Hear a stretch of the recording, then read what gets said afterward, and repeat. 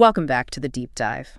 Today, we're digging into a figure who was, well, incredibly transformative, brutal, and maybe one of the most successful self-mythologizers ever. His shadow. It still looms large over geopolitics today. Joseph Stalin, originally Ioseb Vissarionis, the Jugashvili. Yeah, this is definitely more than just history. It's a real deep dive into how absolute power gets built. Our sources, they really detail this terrifying journey of, like you said, one of the 20th century's most fought-over leaders. So our mission here is to pull out the essential facts. We want to understand how he went from this marginalized kid in Georgia to the absolute dictator of a rising industrial superpower. And the cost, right, the staggering human cost of that whole transformation. Exactly, that's crucial. That shift from Ioseb Jugashvili to the Man of Steel, that's the real core of the story we need to explore. Okay, let's unpack this. Starting with those, well, surprisingly vulnerable beginnings that Stalin pretty much spent his whole life trying to cover up. You know, when you look at those later propaganda photos, the airbrushed ones, he looks so solid, almost like inhumanly tough. Right, unyielding. But his start in Gori, Georgia, back in 1878, it was anything but secure. He was an ethnic Georgian, born into real poverty, and the sources mention his father, Vissarion, was an abusive alcoholic. Yeah, and young Soso, that was his nickname. He was the only one of his siblings to even survive infancy. That physical vulnerability, it just seems to define his early years. It really does. There are two big physical things here that sort of show us this man being created, someone determined to hide any weakness. First, he got smallpox in 1884. Left him with noticeable facial scars. The ones they later meticulously airbrushed out of official photos, yeah. Oh. Exactly. And second, he had this pretty significant disability in his left arm. It came from a bad childhood accident, a Phaeton accident, apparently. Left him with this lifelong issue. So you take that physical fragility, add in a violent, poor childhood. You start to see the origin story, don't you? Someone who desperately needed to project strength. Absolutely. That need to overcompensate feels baked into his whole persona. But interestingly, his path didn't actually start in politics. It started with religion. Right, the seminary. He went to the Tiflis Theological Seminary. He was trained to be a Russian Orthodox priest, got a scholarship and everything. And apparently he was pretty sharp academically at first anyway. But that didn't stick, did it? What pushed him towards radicalism? It seems like it was literature. Yeah. His big aha moment, you could say, seems connected to reading these pro-revolutionary novels, like Nikolai Chernyshevsky's What Is to Be Done. Ah, okay. So he lost interest in being a priest, picked up the nickname Koba from this sort of romantic bandit hero in a book, and then just dropped out of the seminary in 1899, fully committed to Marxism. He even had that short, kind of mundane job first. Right? Yeah. Briefly worked as a meteorologist at the Tiflis Observatory. Bit of an odd detour before the real revolutionary action kicked off. From priest to weatherman to revolutionary. That's a career path you don't see every day. Definitely not. So once he was all in on the Marxist cause, he sided with Lenin's group, the hardline Bolsheviks. Hated the Mensheviks, the more moderate ones. But his revolutionary work wasn't just about, writing pamphlets. No, not at all. His early career wasn't really about debating ideas. It was much more about funding the movement through, organized violence. Like what kind of things? We're talking militant speeches, organizing strikes, sure, but also raising cash through protection rackets, counterfeiting, even kidnapping for ransom, and major bank heists. The Tiflis job. That's the most infamous one, yeah. The 1907 Tiflis stagecoach robbery. Huge publicity, huge fallout. Around 40 people died. Wow.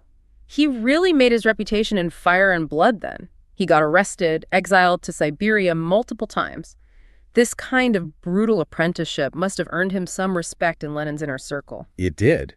It landed him a spot on the Central Committee in 1912, and he got to co-edit Pravda, the party newspaper. And this is where the name comes in. This is where the persona really locks in. Around 1912, he formally adopts the alias we all know now. Stalin means man of steel in Russian. So he made his bones not in smoky back rooms debating ideology, but out on the streets robbing banks. Pretty much. But the big question now, heading into the next phase, is how did this backroom organizer manage to leverage what seemed like a fairly minor job to grab control of the entire revolution? Okay, so Lenin dies in 1924. The power struggle kicks off immediately, and it's fierce. We know Lenin wrote that testament expressing serious doubts about Stalin, criticized his crudeness, even suggested removing him as general secretary. Why didn't that document stop him? It was this perfect storm, really. Strategy, luck, opportunity. Lenin's testament. It was only read out to some select provincial leaders, not the whole party Congress, so its political impact was, limited. Ah, okay. Contained. And Stalin played it brilliantly. He did this whole act of humility, offered to resign. But his rivals, Kamenev and Zinoviev, they actually refused. Why? Because initially, they saw him as useful, a counterweight to the guy they really feared, Trotsky. They totally underestimated him. So what was the actual mechanism he used to get that irreversible grip on power? The general secretary job. Yeah. Sounds so bureaucratic, doesn't it? Yeah, kind of dull. But it was his lever. It gave him control over appointments, let him put his loyalists everywhere throughout the party machine. And he deliberately favored the new members, the proletarian recruits, the working class guys, over those intellectual old Bolsheviks who often kind of looked down on him. He basically turned an admin role into the bedrock of his dictatorship. How did he handle the big opposition figures then, especially someone as formidable as Leon Trotsky? Stalin was a master of divide and conquer. First, he teamed up with Kamenev and Zinoviev to push out the left opposition, which Trotsky led. Right. Trotsky gets exiled in 1928, then deported entirely in 29. But as soon as that threat was gone, guess what? Stalin turns right around on his former allies. Of course he did. Kamenev, Zinoviev, later Bukharin, Rykov. They all ended up executed during the Great Purge. He literally wiped out the entire original collective leadership. Just ruthless, total political dominance. So with the rivals physically gone, what was the biggest ideological challenge he had? Was his socialism in one country idea genuinely revolutionary, or was it just politically useful at the time? Oh, it was profoundly convenient. He came up with this doctrine, socialism in one country, basically as a justification for focusing inward. Immediate national industrial buildup. Instead of world revolution. Right. Older Bolsheviks still clung to that idea. But Stalin presented his doctrine as the new correct interpretation of Leninism, orthodox Leninism. He gave him the narrative he needed for internal state building, and he immediately started hammering it home. Yeah, his lectures got published as Foundations of Leninism. Yeah. And later, the whole ideology was formalized in that official history book, The History of the Communist Party, the short course. Exactly. These state-sponsored biographies, they built the necessary myth, and that fed directly into this pervasive cult of personality. Cities getting named after him. Stalingrad is the big one for 1925. And then after World War II, he was seen by many as the literal embodiment of Soviet victory and patriotism. He even took the title Generalissimo in 1945. So the man who was once maybe self-conscious about his scarred face and weak arm had basically turned himself into a god figure. Pretty much. But the engine driving that transformation, it needed some terrifying social and economic shock therapy. Stalin's goal seems almost primal. Survival. He looked at the USSR, saw it lagging maybe 50, even 100 years behind the West, and he was determined, absolutely determined, to close that gap in just 10 years. Yeah, that urgency, that drive, it gave birth to the first 5-year plan in 1928. The focus was laser sharp, boost heavy industry. Nothing else mattered as much. But that industrialization needed funding, right? And the money had to come from somewhere. It had to be squeezed out of the agricultural sector. That's why he launched forced agricultural collectivization, taking land away from individual peasants, forcing them onto these massive state-run farms. And this wasn't optional. It was forced compliance. And this brings us to that policy targeting the kulaks, the supposedly wealthier peasants. He announced their liquidation. Yes, dekollegization. You could argue this was really the first major mass terror Stalin unleashed against his own people. Kulaks were arrested, exiled to godforsaken remote areas, or just sent straight to concentration camps. And meanwhile, the industrial side roared ahead, but built on forced labor.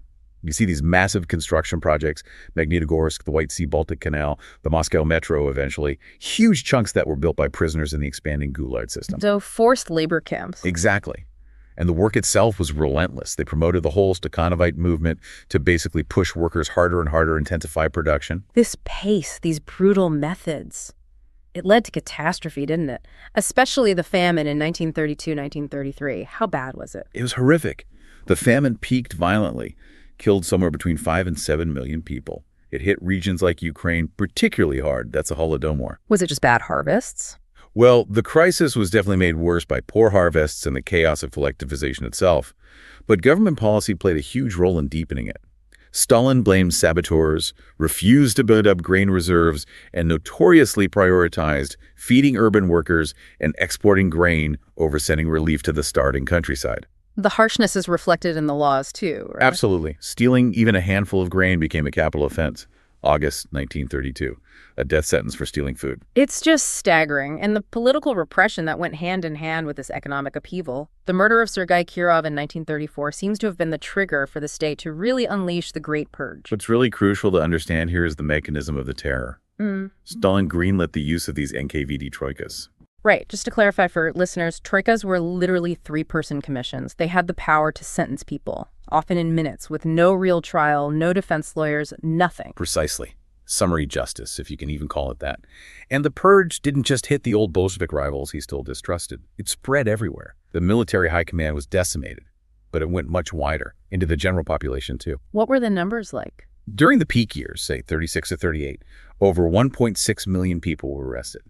And maybe around 700,000 of them were shot, executed. And this period also saw those state-ordered national operations. Yes, ethnic cleansing, essentially. Entire ethnic groups, Poles, Germans, Chechens, Koreans, others, were targeted for internal exile or deportation outside the USSR. So the nation gets industrialized, the party gets purged, millions die.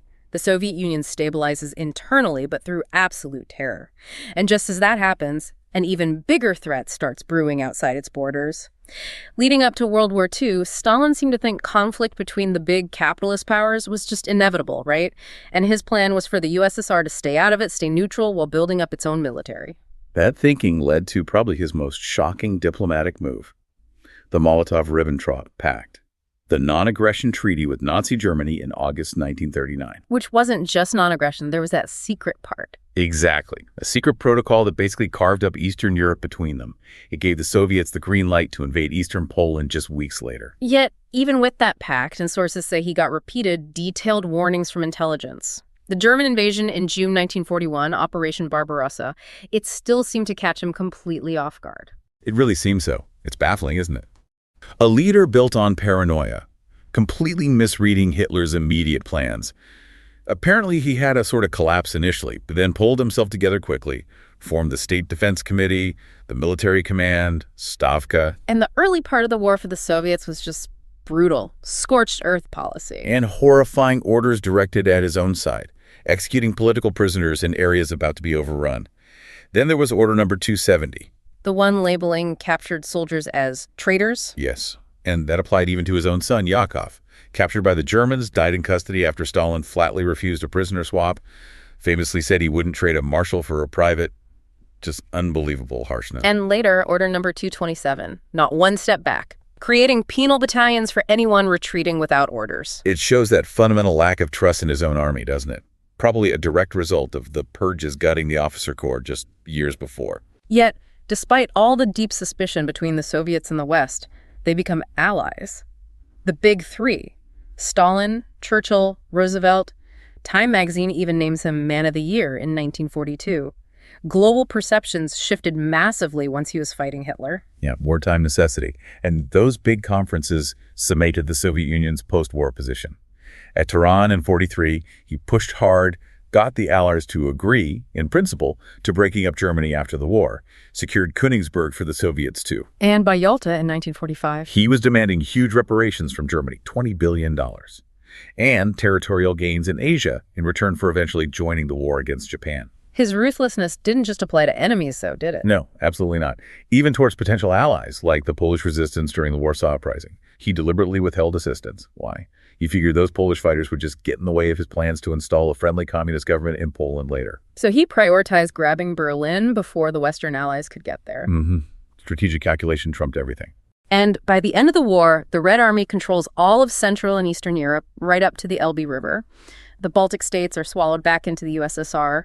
And the Cold War is basically underway. And the successful Soviet atomic bomb test in 1949 just sealed that new reality. Superpower rivalry.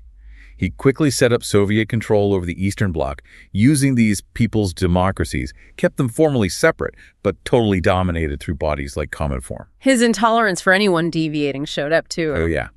The split with Tito and Yugoslavia in 1948 showed he couldn't stand independent communist leaders.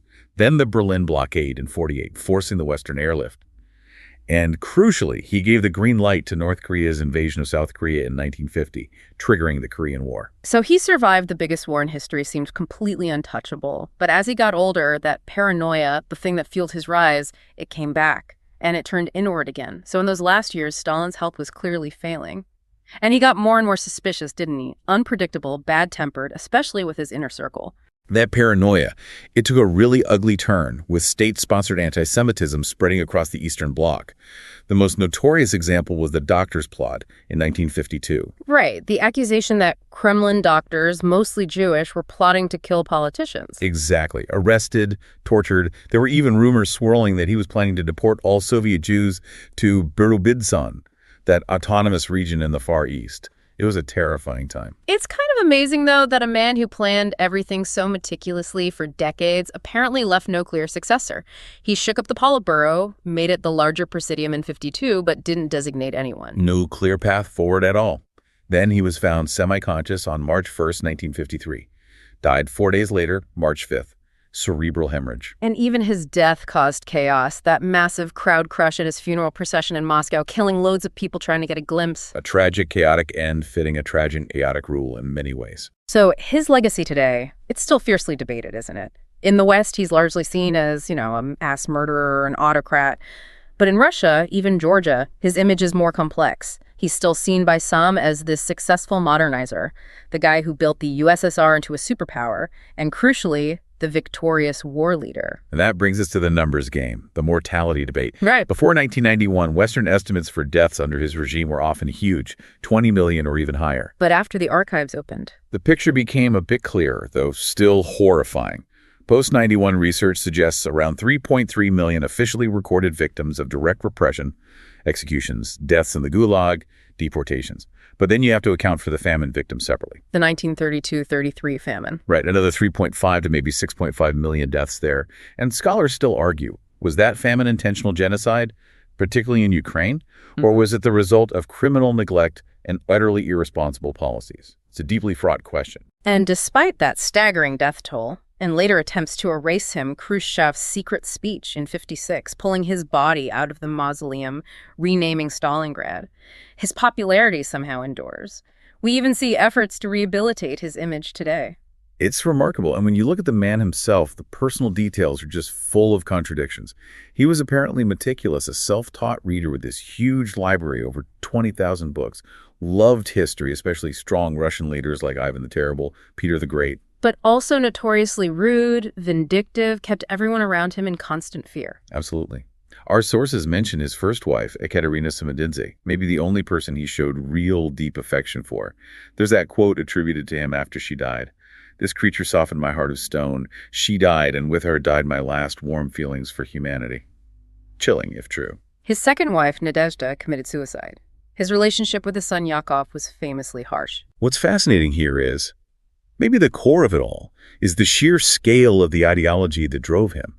Stalin's absolute conviction in what he saw as creative Marxism, this idea that the political goal justifies any means, let him see mass repression, violence, terror, not as evil in themselves, but as necessary tools. Tools to guarantee the victory of the proletarian state, which he believed was inevitable. That combination, unwavering ideology and deep personal suspicion. It's the chilling heart of his legacy, I think. From that poor Georgian kid, the bank robber, to the absolute ruler who dragged a nation into the industrial age at the cost of millions upon millions of lives.